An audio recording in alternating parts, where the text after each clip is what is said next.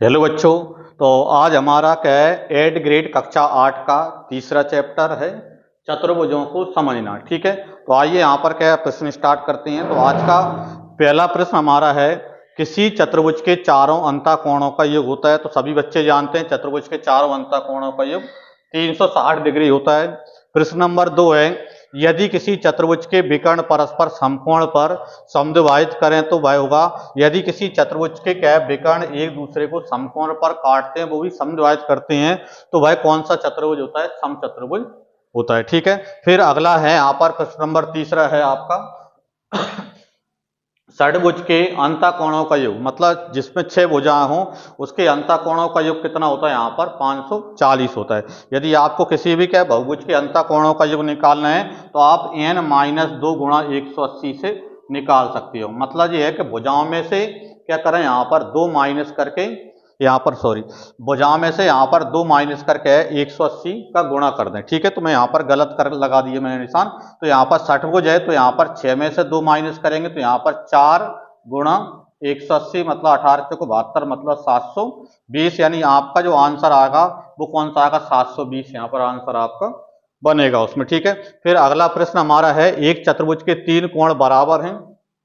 ठीक है, और 3 कोण बराबर हैं, चौथे कोण की माप 120 डिग्री है, बराबर कोणों में से प्रत्येक का माप क्या होगा? ठीक है, तो 4 कोणों में से 3 कोण बराबर हैं, जैसे प्रत्येक कोण x है तीनों, और चौथा कोण कितना? 120, तो प्लस 120, इन चारों का टोटल कितना आएगा? 360 आएगा। ये आप यहाँ पर पहले से ही जानते हैं यहाँ पर। ठीक है, तो ये तो कितने हो जाएंगे? 3x बराबर, ये कितने बचेंगे? यहाँ पर 240, मतलब x बराबर कितना बचेगा? यहाँ पर 80, यानी कि इसका मतलब प्रत्येक जो बराबर जो कोण है वो कितना है? यहाँ पर 80 डिग्री का हो जाएगा, यानी सी वाला आंसर आपका हो जाएगा। ठीक है, फिर अगला प्रश्न है, प्रश्न नंबर 5वां आपका, एक वर्ग एबीसीडी में विकर्ण ओ बिंदु पर कब मिलते हैं तब ए त्रिभुज ए ओ बी है। कौन सा त्रिभुज है? तो जब क्या वर्ग के विकर्ण एक दूसरे को समकोण पर समद्विभाजित करते हैं, ये भी समचतुर्भुज जैसे, यानी इसका मतलब ये है कि इसका जो त्रिभुज बनेगा वो समद्विबाहु समकोण त्रिभुज बनेगा, मतलब उसमें 2 भुजाएं बराबर बनेगी और कोण 90 डिग्री का बनेगा यहाँ पर। ठीक है, तो ए वाला ऑप्शन आपका आंसर इसका हो जाएगा। ठीक है, इनको नोट कर लें और अगले प्रश्न पर चलते हैं। देखें तो अगला प्रश्न हमारा है प्रश्न नंबर 6वां। क्या दिया है?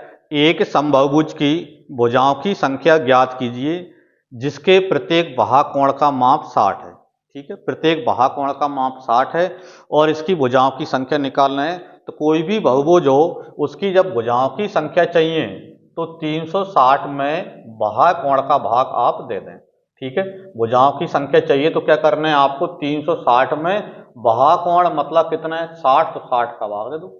जब भी भुजाओं की संख्या चाहिए तो प्रत्येक भागकोण का भाग दे देते हैं। ठीक है, प्रत्येक भागकोण की जितनी वैल्यू होती है, तो देखें यहाँ पर 0 से 0 तो कट जाएगा, 36 में 6 का भाग देंगे 6, मतलब उसमें भुजाओं की संख्या कितनी है? 6। ये आपका आंसर हो गया। अगला प्रश्न हमारा है प्रश्न नंबर 7वां। क्या दिया है? दी गई आकृति में कोण x का माप ज्ञात कीजिए। इस आकृति में x का वैल्यू पता करना है। तो इसके लिए पहले आप समझ लीजिए, कोई भी चतुर्भुज हो, त्रिभुज हो, चतुर्भुज हो, पंचभुज हो, कोई सा भी बहुभुज हो, उसके क्या है, एक शीर्ष पर यदि अंदर और बाहर के कोण का टोटल देखें तो 180 बनता है। क्या होता है? किसी भी त्रिभुज, चतुर्भुज, पंचभुज, अष्टभुज, कुछ कोई सा भी बहुभुज है, उसके अंत और बाह्य कोण का टोटल 180 होता है, एक ही कोण उस पर बिंदु पर। जैसे यहाँ पर देखें, इसके बाहर 60 है, इसके अंदर कितना बनेगा? 120 बनेगा, क्योंकि अंदर और बाहर टोटल 180 बनता है। ठीक है, इसी प्रकार यहां पर बाहर कितना? 90 है, तो इसका मतलब अंदर भी क्या कितना बनेगा? 90 ही बनेगा। 90 90 180। इधर बाहर कितना है? 110 है, तो अंदर कितना बनेगा? तो 110 कम करेंगे 180 में से तो 70 बनेगा। अब देखो, इस चतुर्भुज के 4 अंतःकोणों में से 3 अंतःकोण, अंतःकोण मतलब अंदर के कोण आपको पता चल गए। ठीक है, तो इन तीनों अंतःकोणों को हम 360 में से घटा देंगे तो ये वाला कोण आपको आसानी से मिल जाएगा। ठीक है, पहले इसी को करता हूं। तो देखो, 70 और 90 यानी कितना हो जाएगा? 160, और 160 में 120 प्लस करेंगे यहाँ पर 120 और प्लस कितना 160, ठीक है। इन दोनों को मैंने यहाँ पर प्लस किया तो कितना बनेगा यहाँ पर 0, 6 और 2 8, 1 और 1 2, मतलब 280। यानी आप क्या करें 360 में से 280 यहाँ पर माइनस कर देता हूं मैं, ठीक है। तो 0 2 1 मतलब 120, यानी इस कोण का माप कितना है 120 है, ठीक है। और इस कोण का माप यहाँ पर 120 डिग्री बन रहा है, लेकिन हमको चाहिए x का वैल्यू। x मतलब कहां पर है बाहर, इसलिए x बराबर क्या बनेगा, तो 180 में से 120 आप माइनस कर देंगे, मतलब आपका आंसर कितना आ जाएगा 60 डिग्री, ठीक है। ये वाली बात यहां पर हो गई। तो जब भी क्या है अंदर और बाहर का टोटल कितना होता है 180 डिग्री होता है एक शीर्ष पर। अब उसके लिए त्रिभुज हो चाहे चतुर्भुज हो चाहे पंचभुज हो, कोई सा भी बहुभुज हो, सभी के लिए, ठीक है।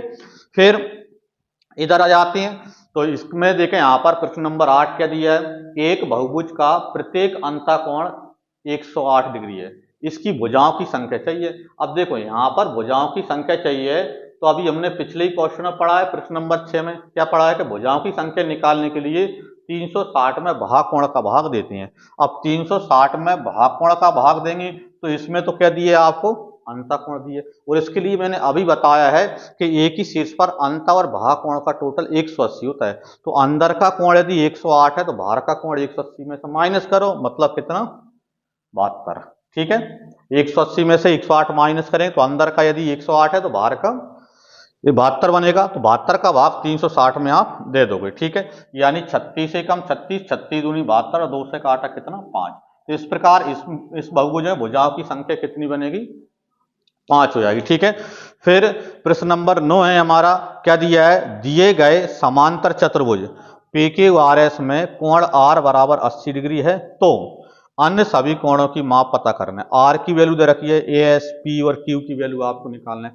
तो पहले तो ये देखें समांतर चतुर्भुज क्या होता है, तो समांतर चतुर्भुज में आमने सामने की भुजाएं बराबर होती हैं, आमने सामने के कोण बराबर होते हैं, और कोणों की यदि हम बात करें तो इसके जो दो लगातार कोण होते हैं उनका टोटल 180 होता है। मतलब P और Q को जोड़ोगे तो भी 180 आएगा, कि आप Q और R को जोड़ोगे तो भी 180 आएगा, और S और P को जोड़ोगे तो भी 180 आएगा। तो इसका मतलब ये है कि यहाँ पर कोण R बराबर यदि 180 दी है तो R के सामने P, सॉरी कोण R बराबर 80 दी है तो R के सामने P, तो P बराबर भी कितना बनेगा 80 बनेगा, ठीक है।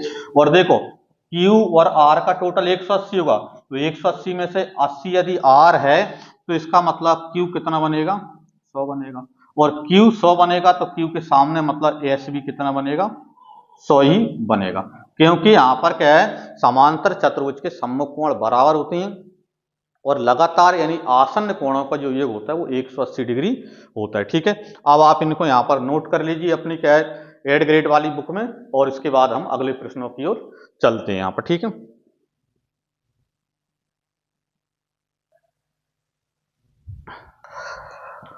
देखें तो प्रश्न नंबर 10वां हमारा है। अगला प्रश्न आपका, किसी समबहुभुज के वैश्य कोण का अंतःकोण से अनुपात 1:4 है, इस बहुभुज की भुजाओं की संख्या क्या होगी।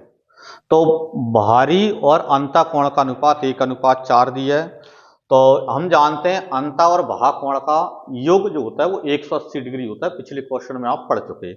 तो अंत और भागकोण का योग 180 होता है, और जिसका अनुपात 1:4 है, मतलब इसमें बहिष्कोण है वो 1 भाग है और अंतःकोण कितना है 4 भाग है, तो टोटल 4 और 1 5 भाग बन गए। तो 180 के 5 भाग करेंगे तो एक भाग कितने का बनेगा 5 × 15, 5 × 30, यानी इसका यहाँ पर क्या है भागकोण यदि हम निकाल, सॉरी हाँ भागकोण निकाल है बहिष्कोण, तो बहिष्कोण यहाँ पर कितना निकलेगा 1 भाग, मतलब यहाँ पर 36 डिग्री। तो इस बहुभुज की जो बाहरी कोण है वो 36 डिग्री है, लेकिन आपको चाहिए भुजाओं की संख्या। तो आप जानते हैं भुजाओं की संख्या निकालने के लिए आपको 360 में भाग देना होता है बाहरी कोण का। तो 360 में कितने का भाग दोगे आप 36 का, ठीक है। और 360 में 36 का भाग दोगे तो 36 से कम 36, यानी कितना आ जाएगा 10, यानी इस बहुभुज में कितनी भुजाएं हैं 10 भुजाएं हैं, ठीक है। इसके बाद अगले प्रश्न पर आ जाते हैं। प्रश्न नंबर 11 दिया है, दिए गए समांतर चतुर्भुज में x और y का मान ज्ञात कीजिए। अभी हमने पढ़ा समांतर चतुर्भुज आमने सामने के कोण बराबर होते हैं और आसन्न कोणों का योग 180 डिग्री होता है। ठीक है, तो देखें आमने सामने कोण बराबर होते हैं तो इसका मतलब 120 और 6y कैसे बनेंगे, बराबर बनेंगे। ठीक है, तो इसका मतलब 6y बराबर 120। अब 6 उधर जाएगा तो भाग में पहुंच जाएगा, इसका मतलब y बराबर कितना हो जाएगा 120 और बटे में 6। तो 120 में यहां पर 6 का भाग दो, 6 दूनी 12 यानी 20। इसका मतलब y का वैल्यू तो कितना आ गया यहाँ पर 20 डिग्री आ गया। ठीक है, दूसरा आपको क्या चाहिए, x का मान भी चाहिए। तो हम क्या है, आमने सामने के कोण कैसे होते हैं, बराबर होते हैं और आसन्न कोणों का योग 180 डिग्री होता है। यानी इसका मतलब ये है कि 120 और इनका 5x प्लस 10 इन दोनों का टोटल 180 होगा। अब 180 में से 120 ये है, इसका मतलब 5x प्लस 10 बराबर कितना बनेगा 60। ठीक है ना, तो पुनः यहां से चलते हैं तो क्या बनाना है, यहां पर क्या है इन दोनों का टोटल 180 यानी 120 प्लस 5x प्लस 10 बराबर कितना बनेगा यहाँ पर 180। कोई भी यहाँ पर जो लगातार कोण होते हैं कोई से भी ले लो उनका टोटल 180 डिग्री आता है समांतर चतुर्भुज और समचतुर्भुज दोनों में ही। ठीक है, तो देखें 120 और 10 यानी 130। तो 130 जब उधर जाएगा तो 180 में से 130 कम करेंगे यानी कितना आ जाएगा 50। ठीक है, तो 5x बराबर 50। तो इसका मतलब x बराबर तो 5 का भाग दे देंगे यानी कितना 10। तो x बराबर कितना हो जाएगा 10। ठीक है, तो इस प्रकार x और y के मान कितने आ गए 20। 10 का मान x का मान 10 आ गया और y का मान 20 आ गया। x बराबर 10 डिग्री और y बराबर 20 डिग्री। ये आपके आंसर होगा इसमें। ठीक है, अब अगले प्रश्न पर चलते हैं। तो प्रश्न नंबर 12 आपका है पतंग पी क्यू आर एस में x और y का मान क्या हुआ। ये पतंग यहाँ पर चतुर्भुज है। ठीक है, काइट चतुर्भुज है। इसमें क्या होता है कि दो लगातार भुजाएं बराबर होती हैं, दो दो युग्म में। ठीक है, जैसे एस आर और क्यू आर बराबर होंगी, पी क्यू और एस पी बराबर होंगी। जब दो दो युग्म में क्या जो आसन्न भुजाएं बराबर होती हैं तो ऐसी चतुर्भुज को बोलते हैं पतंग।